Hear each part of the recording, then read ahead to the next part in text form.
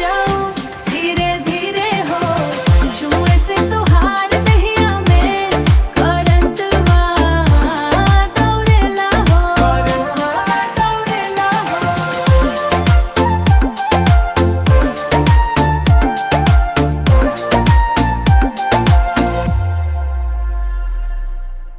रात भर तोहरे सपना में निंदिया उड़ जाला, तोहरे नाम के धड़कन दिलवा में बजाला। बरस के मौसम गिनौसन से बरसत के मौसम जैसे भींजेला बदनवा, तोहरे प्यार में डूबे लागल मनवो।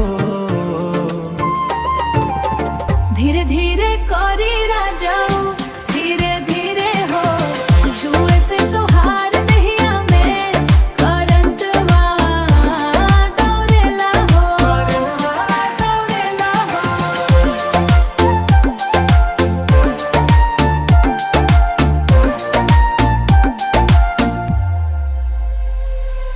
चुनरी उड़े जब हमें धीरे धीरे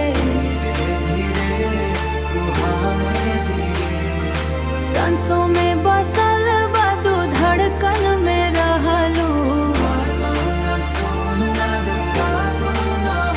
रोज सपना में आके हमसे कुछ कहलू, तोहरे बिना सुना लगे पूरा जहां। आ जाए राजा जी।